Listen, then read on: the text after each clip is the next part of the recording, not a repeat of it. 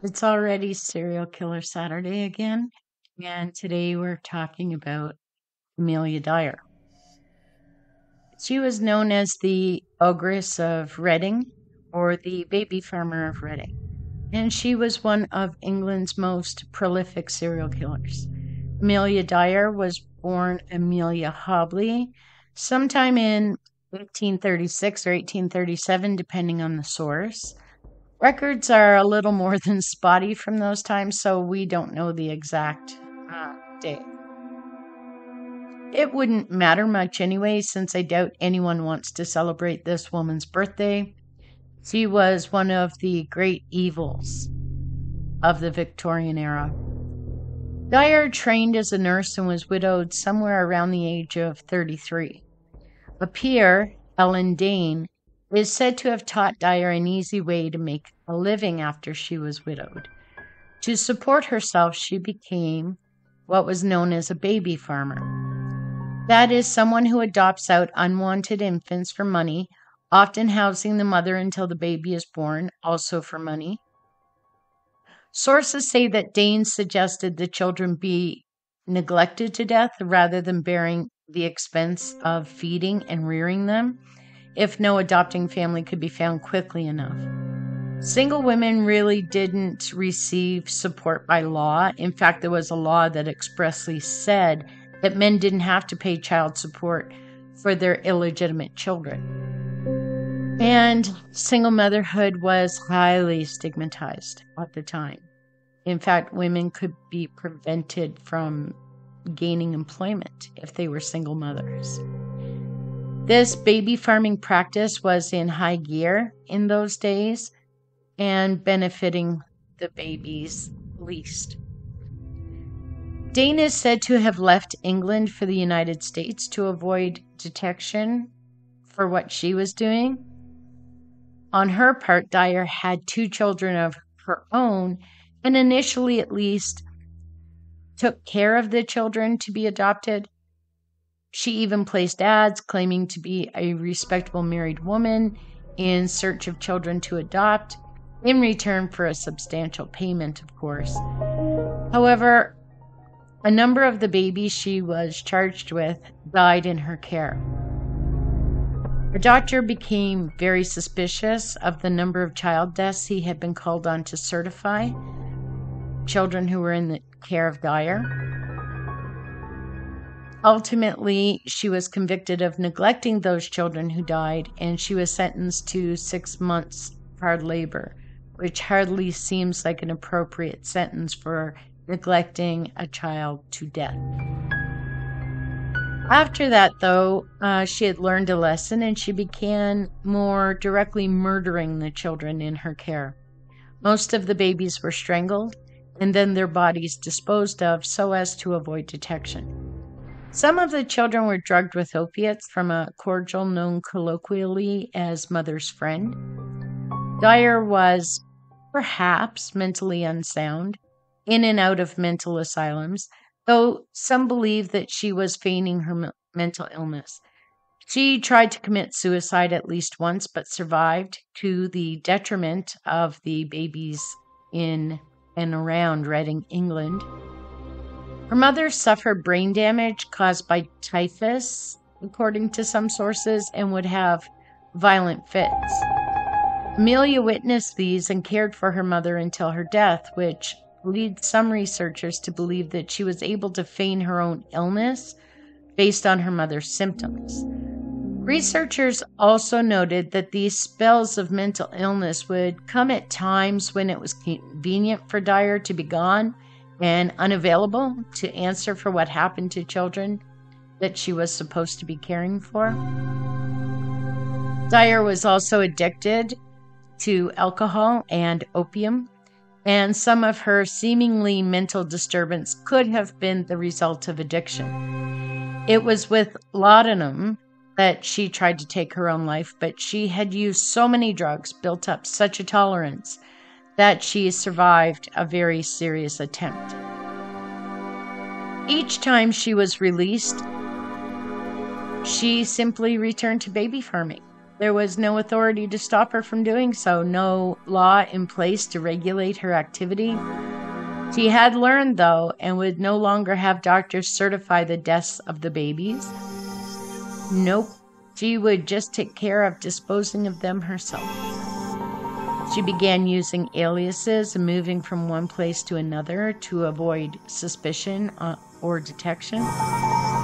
She recruited another woman by the name of Jane Smith, also known as Granny Smith, to assist her. Although it's not clear that Jane had any idea that the babies were actually being killed, but together the two women would put forward this loving mother-daughter team appearance to women who were handing over their children. The end really began for Dyer when the body of an infant in a bag was found in the River Thames.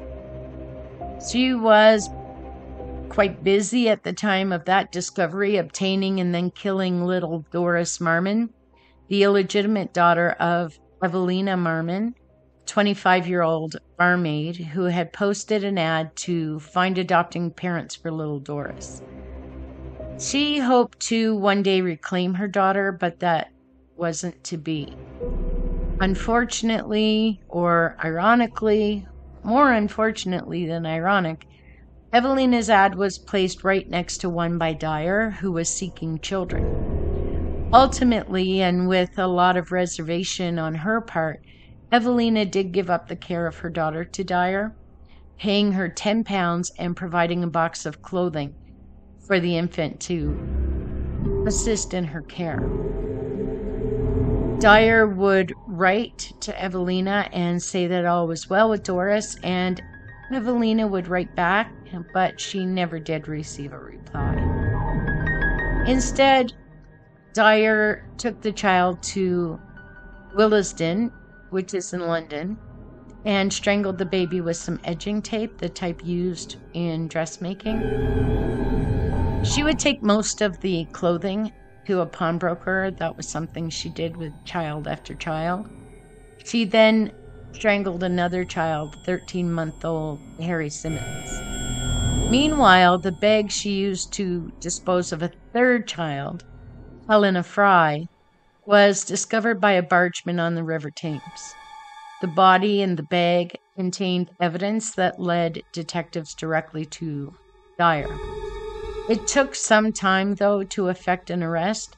In order to gather sufficient evidence to arrest and prosecute Dyer, police placed her home under surveillance, and they set up a decoy to prevent Dyer from learning she was under suspicion.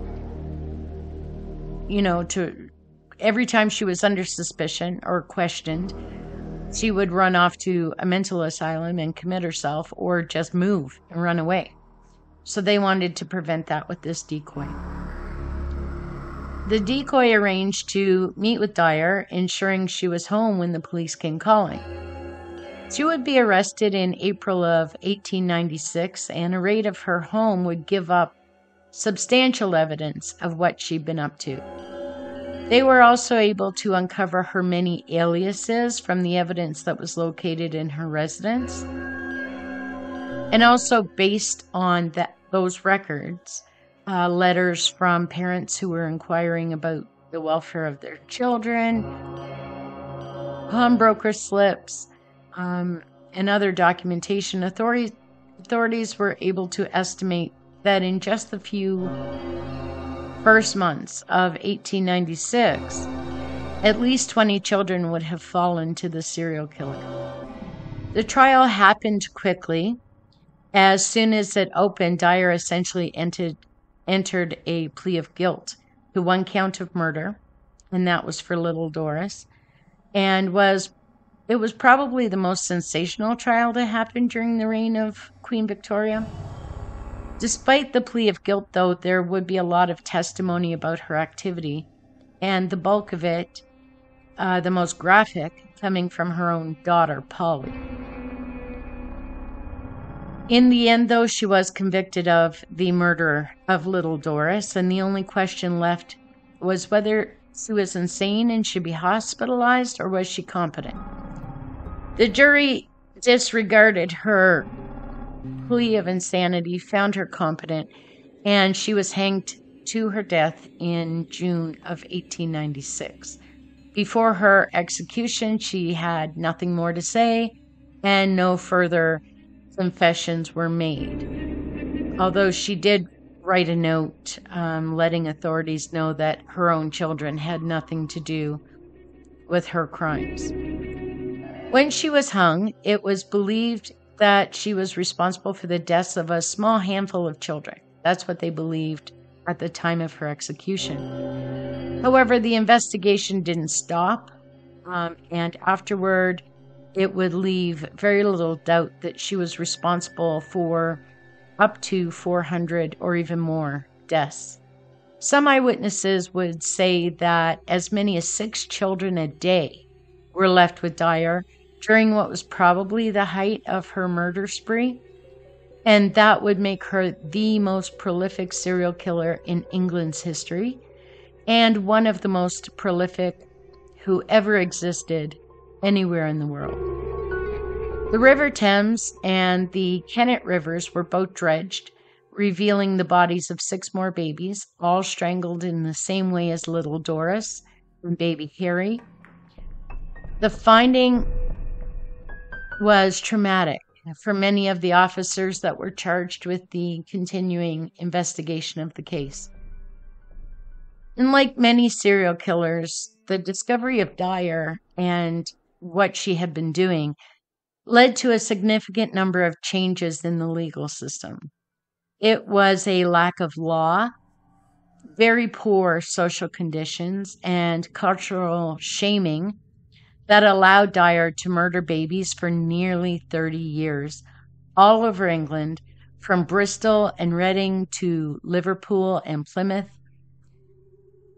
And English society would have to come to a reckoning while grappling with the scope of Dyer's quote-unquote business.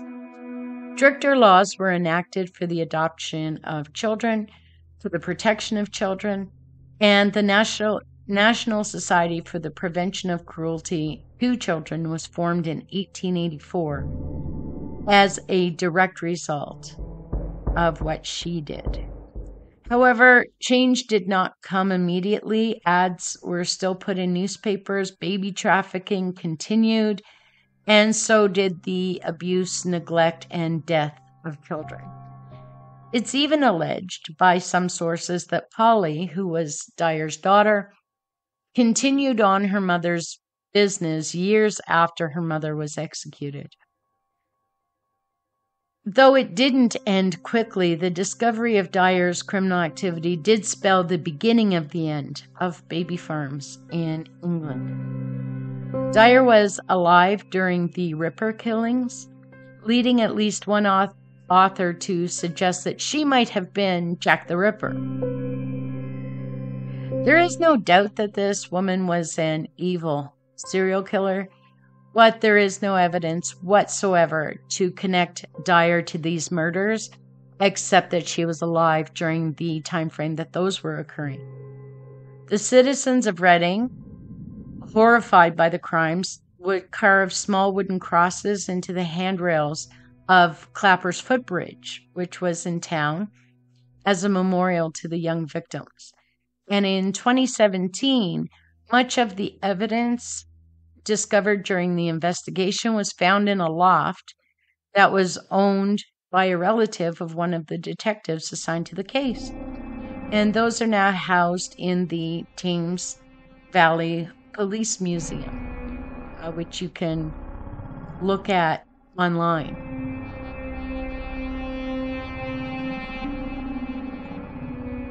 So what do you think created Dyer? Let me know in the comments. Was it insanity? Was it the terrible social conditions that women existed under in England during the Victoria era?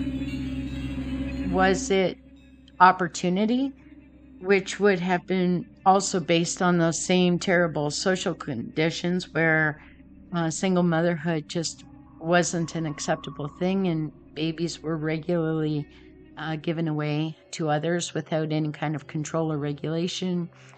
Was it insanity? I mean, she didn't inherit insanity from her mother. Typhus isn't an inheritable thing, obviously. Or was it just pure evil? Let us know. Thanks for listening.